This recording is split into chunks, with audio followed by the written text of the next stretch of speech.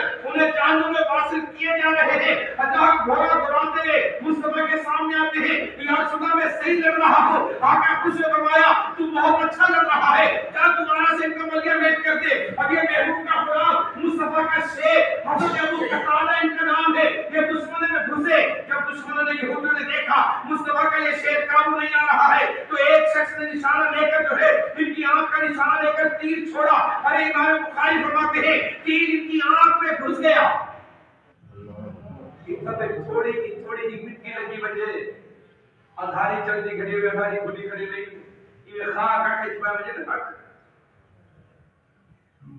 مسلتے ربی تھی تو دی آنکھ تکلیف میں گفتا دے پورا کا پورا تیر یہ بڑا پھل ہوگا تیر کا آنکھ میں اور آنکھیں جو لگے آنکھ کا مانا پڑیچ میں خون آنکھ میں تیر کڈھے توجہ انہیں تیر کے کڈھے امام بخاری فرماتے ہیں آنکھ میں نکل کے لٹک گئی.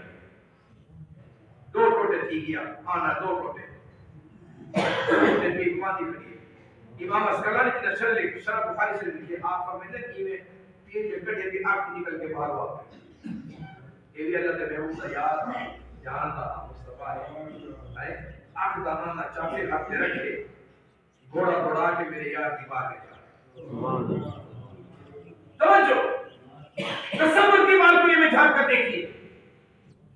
آنکھ اٹھا کر مصطفیٰ کے سامنے لے کر آ جاتے ہیں کہ یا رسول اللہ میری آنکھ بنا دیجیے.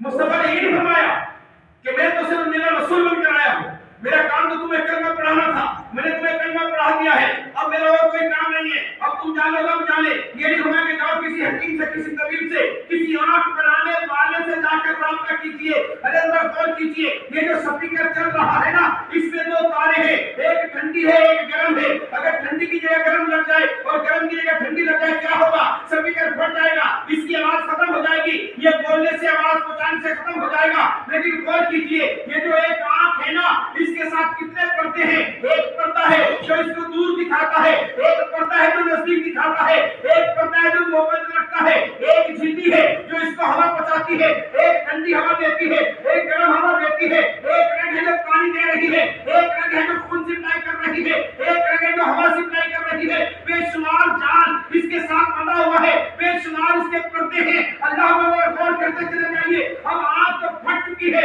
نکل کر گر گئی ہے, مصطفیٰ کے سامنے کھڑے ہیں کہ یا رسول اللہ میری آنکھ بنا دیجیے. میرے کریم رسول نے فرمایا کسی حکیم طبیب سے رابطہ کرو. ارے بخاری شریف کے الفاظ ہیں آقا کریم نے ارشاد فرمایا اے قتادہ اگر صبر کرو گے اللہ اجر عطا کرے گا. کہتے ہو تو آنکھ بنا دیتا ہوں. ارے وہ صحابی تھے, وہ جانتے تھے کہ زمین و سما تمہارے لیے, مکین و بقا تمہارے لیے, چنین و چنا تمہارے لیے, یا رسول اللہ پڑے تو جہاں تمہارے لیے, جسم میں ہے جہاں تمہارے لیے, کان میں زبان تمہارے لیے, ہم آئے یہاں تمہارے لیے اور اٹھے بھی وہاں.